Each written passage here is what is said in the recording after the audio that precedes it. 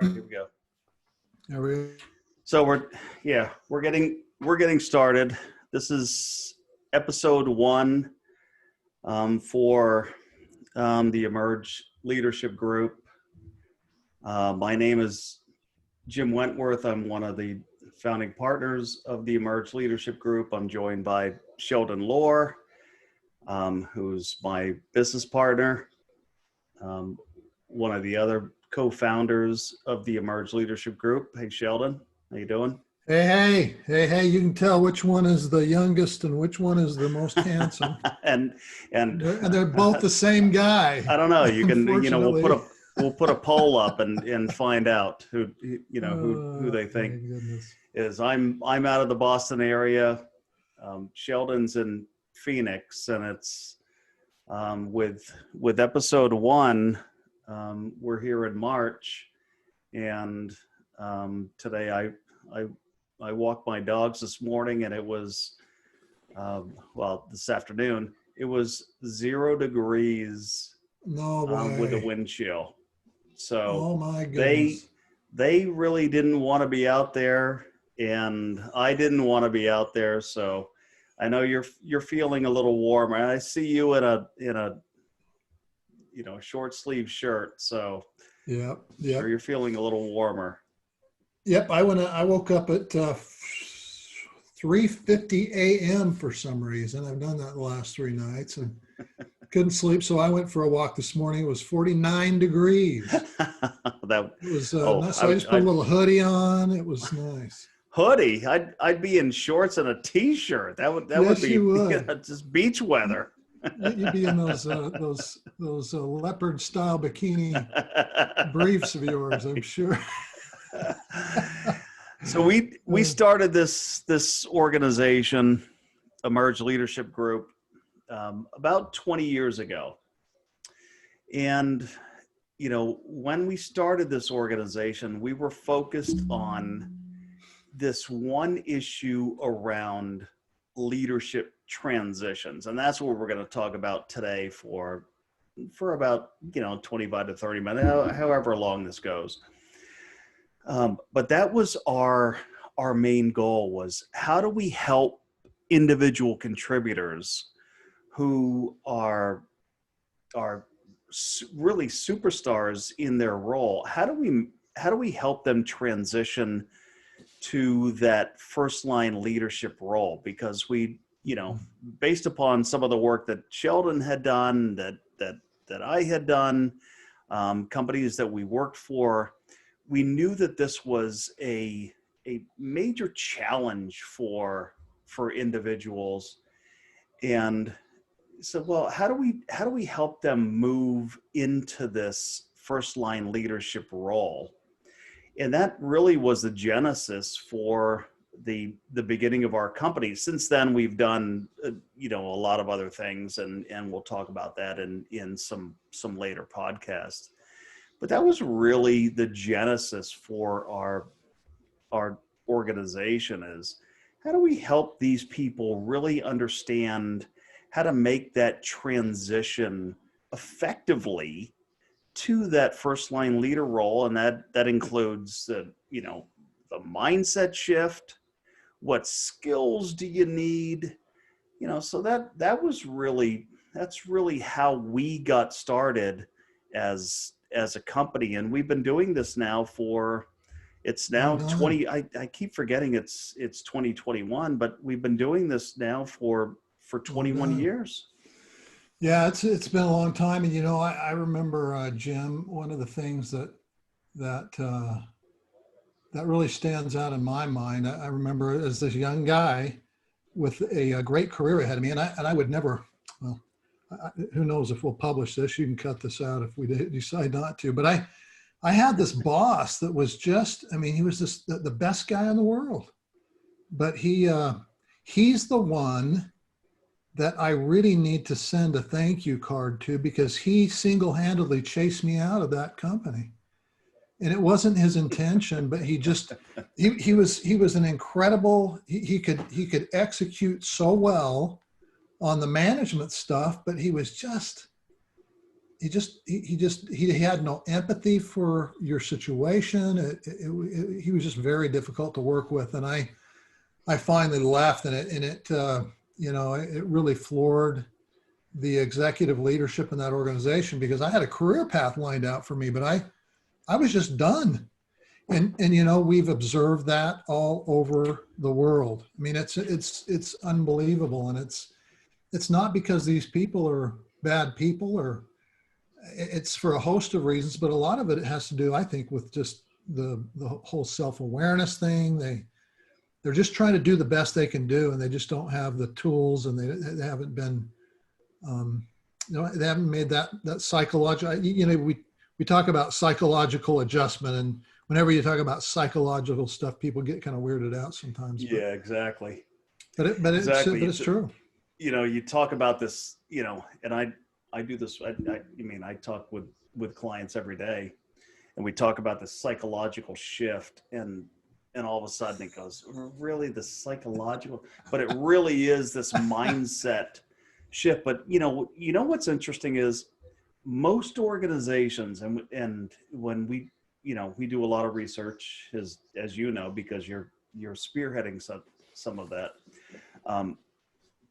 We talk with organizations, and the people that are targeted for leadership roles are the high performing individual contributors, right? Yeah.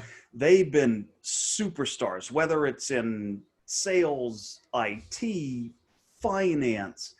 They're the superstars. So the thinking is, and it's, by the way, it's been legitimate thinking. If they figured out how to be superstars, then let's make them the manager, and then they'll make everybody else superstars as well. And Sheldon, what happens? Oh my gosh. I got Jim, I got to just share this with you. We, I don't know how long ago it's been. We put together I'm kind of jumping ahead here, but we put together a manager of managers course called Maximizing Your Impact. One of the exercises we do in there, one of the key accountabilities, we call them key accountabilities, are the things that these managers and managers need to do effectively. One of them is selection. They need to select and help develop these first line leaders. So here's the funny part. We do an exercise in that, Jim, where we in table groups, we have them flip chart. What are the mistakes you've made in your promotions and in even hiring from the outside, but the big one that comes up every time is the one that you just said. They said everybody says you assume that one of the top technical people would be the best manager, and we make that list. It's quite hilarious, actually. We make this list and we're going through it, and I get halfway through, and everybody, we've got 4 or 5 groups, table groups, and they all have the same stuff, and that hiring the top technical person is always on the list. And I ask the question, how many of you are still doing this? And everybody raises their hand, and I say, but it doesn't work. I mean, at least it doesn't work sometimes. I said, what percentage of the time do you feel that it actually works? And the prevailing answer is 50% of the time. And you know what? Those, if you think about it, those are dismal results. I mean, if you're taking a gamble, you're rolling the dice almost. Well, you're flipping a coin. Yeah. What happens 50-50 is shots. those people get into the role and they think, all right, I need to continue to be the expert, right? So I'm in this role now. I need to continue to demonstrate my value by being the expert in this role. So what am I going to do as now the manager of these people? I'll delegate the mundane, simple, annoying tasks to me, to my direct reports, and I'll keep those really fun, challenging, activities and responsibilities for myself. And what ends up happening is they do those activities late at night, Yeah. over the weekend. Yeah. And what happens is their people aren't being developed because they're getting the mundane, simple tasks that aren't really designed for them to They're develop ticked them. off. They're ticked And off. and this individual is working so hard on the individual contributor tasks that they love to do and they used to do, that they're not meeting the leadership or management expectations That's true. for their role. So everybody's losing now when you have somebody who takes that approach to the work. Well, and what's interesting is occasionally I get somebody, I've met somebody, and I know you have too. We've met them that they think that that's what they're expected to do. Yeah, you know what? That's the big piece right there. Well, and not everybody is that way. There's a lot. I got to give credit. There are a lot of, I would say, to the majority. When we start explaining this to them, they go, "Oh man, that's me." I'm doing that. But you've got this percentage of a certain percentage of these people that will come up to me sometimes at the break or whatever, and they'll say, "Hey, Sheldon, I appreciate what you're saying, but my boss expects me to be the superstar individual contributor." And so I'll talk to their boss after the class, and their boss is stunned. They're going, "What are you talking about?" So there's a lot of misunderstanding, and a lot of it is just the self-awareness. They're just unaware that they're doing stuff that just isn't working. Yeah, so. But our from this, our research shows that 55 to 60% of first line leaders are still approaching their work like individual contributors. And when I talk about like individual contributors, with the mindset of that's true. Again, we talk about this psychological shift, and I hate to use the word psychological. I do.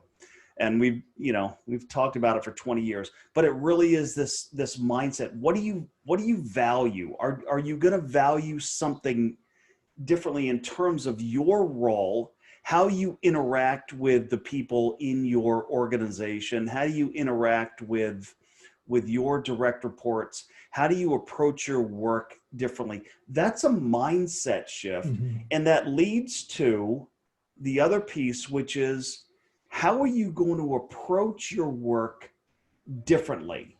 Mm-hmm. And that's where I think those people that, the ones that really struggle with the transition, struggle to let go of wanting to be the superstar individual contributor.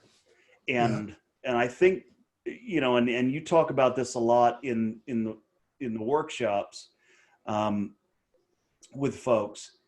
Really, the concept of letting go is one of the biggest issues for individuals. And when we talk about letting go, we don't talk about letting go in terms of necessarily the activities that you're responsible for, because individual contributors who are promoted to managers still are responsible for some individual contributor activities. But when we talk about letting go, it's about letting go of the approach. And I think that's the biggest thing that I think people can find value in is how do I let go of this mindset of being the superstar, and how do I take this new approach? Yeah, no doubt. And and if you think about it, I mean, all of us have had to deal with that at some point, but it's so prevalent here because if you think about it, I mean, think about who we're promoting. We're promoting some of the best technical people we have.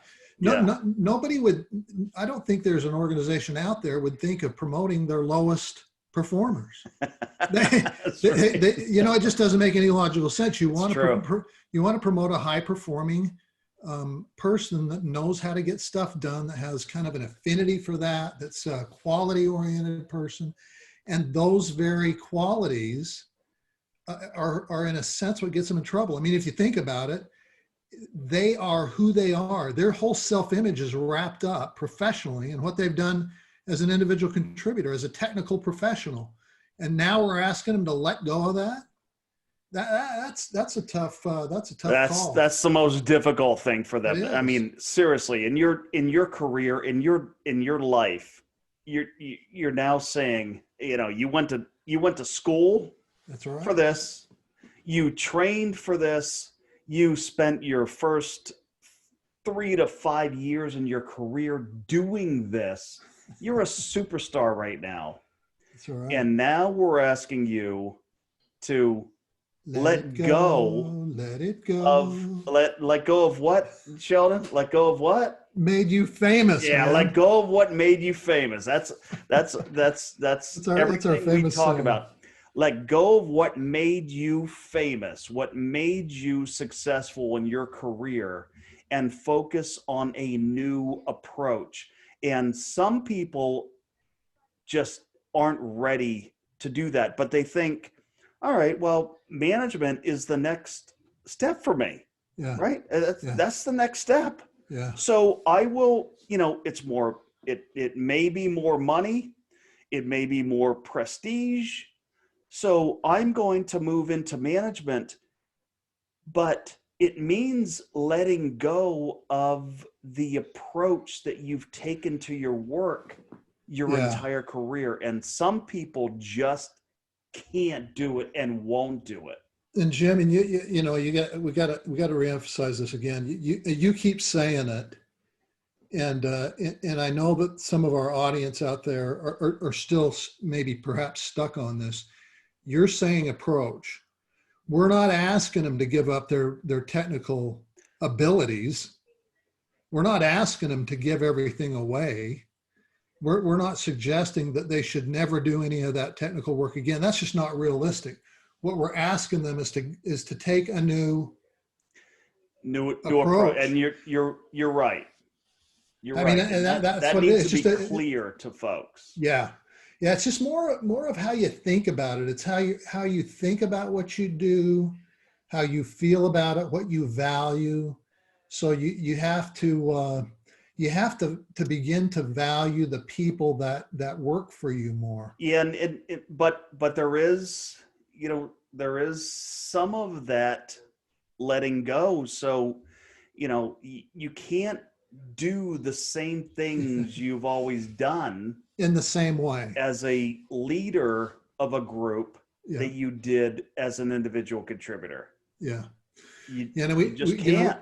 You can, and we have these situations. I have a guy that I've been working with for a long time. He's a personal friend. He was promoted promoted to a first line team leader, and they didn't backfill his position. So he has all the stuff he did before, and he was busy before, but now he's a team lead, and so he has all that to do. He's got 4 or 5, and he's actually a people leader. So he has to do the performance appraisals. He has to meet with them. He has to help develop them. He's got to stay on top of all that. And it's difficult to do, but the key, and you keep saying it again, the key is how he approaches what he's doing. I mean, he has to change, and he realizes this, and he's been very successful as we've worked together about changing his approach.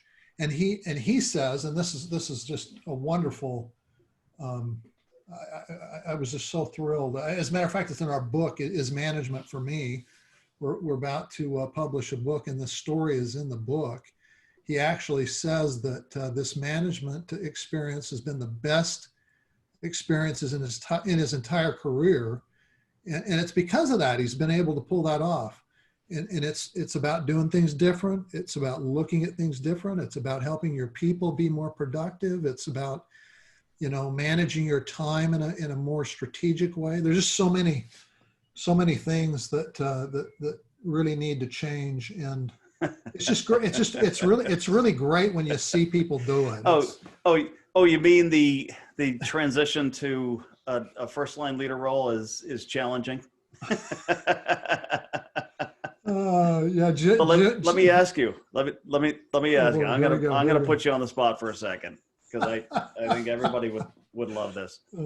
What do you think is the biggest obstacle that individual contributors face when they move into a first line leader role? And by the way, I can't wait to hear your answer, because I may disagree, but yeah.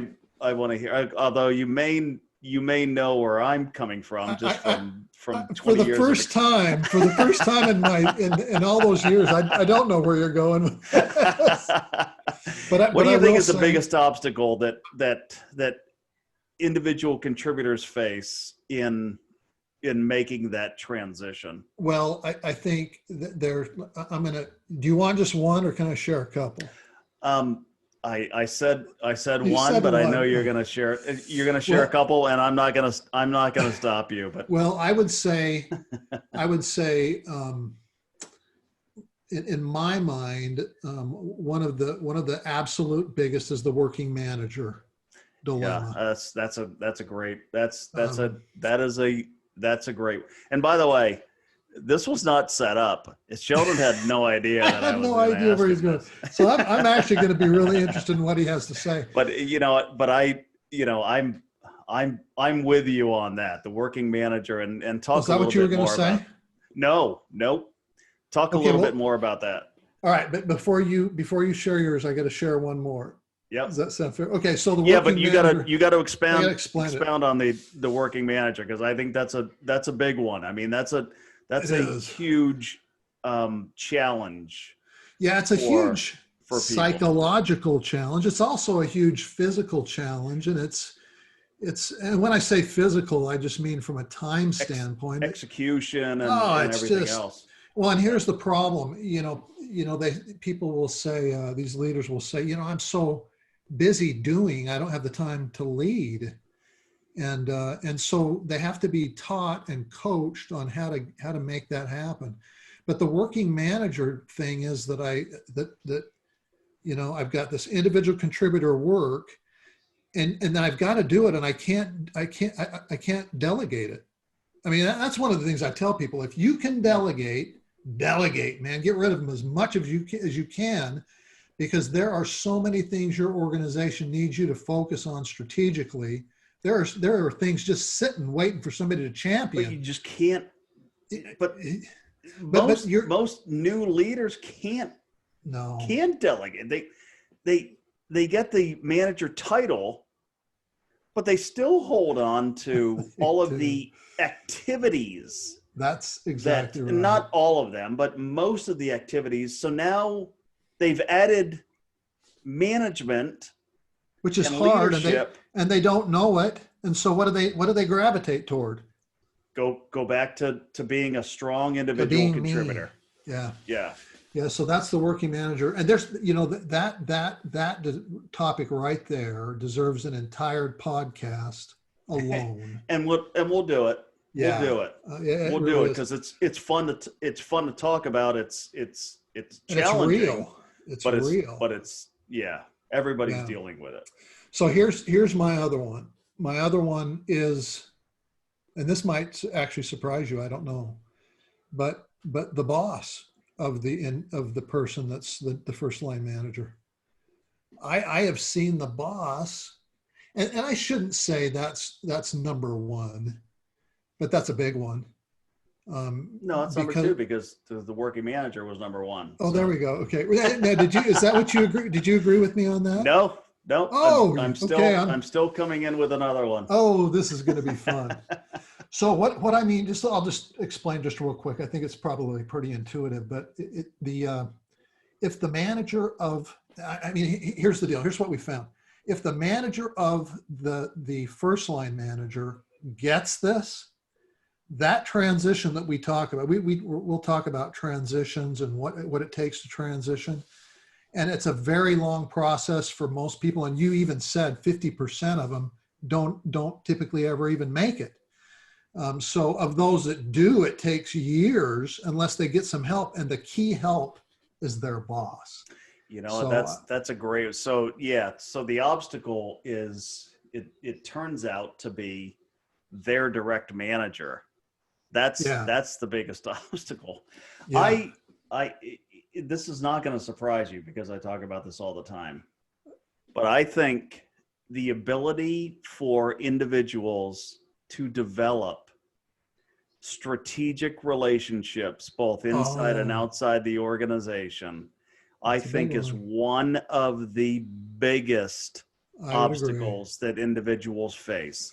They, Yeah. these new leaders, develop these relationships with people that they have things in common with Mm-hmm. in terms of their their functional expertise or who they work with on a regular basis, but their ability to get outside of their work group and start to think higher and broader in the Uh, organization and outside the organization for coaching, for sponsorship, for guidance, for mentoring. The people that have these types of strategic relationships that they can go to when they need assistance, when they need help, when they need guidance, when they need empathy, when they need support, that helps them really it's true. transition in a big way. So I I agree. and I agree with you there. That's a biggie. yeah, I mean, I knew you wouldn't. I knew you wouldn't because I don't disagree with what you said around your things as well. But, to have individuals who can develop these types of relationships, and you've seen it, I've seen it, those people that have those relationships, they tend to be more effective leaders Yes. in their career because they know where to get the appropriate guidance and supervision. Yeah, and there's no question about that. And I would say that we can as an organization, organizations can do a much better job of that to help facilitate that early on. Because it usually, I mean, it's just the nature of the beast, so to speak, where Yeah. they come in and that has to be developed over time.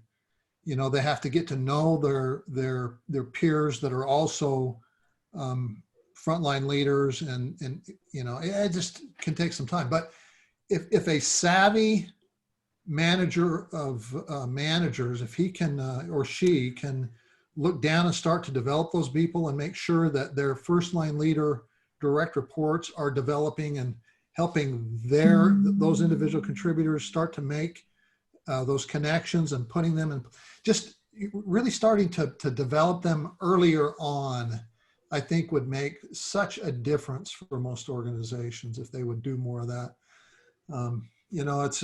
It's interesting. We do a lot of work and planning for executive positions to fill executive roles. We start working with people early on, even mid-level in organizations. But the one thing that we don't do, this is just an observation that I have noticed, we don't work with select individual contributors. I mean, we have our hypo list, but that needs to expand. I mean, most organizations don't do a very good job of really developing those individual contributors to step into, in some respects, Jim, the most important roles in the organization. And that's the ones where the boots are on the ground, where the work's Yeah. happening. And so it's you and I have seen a lot over the years.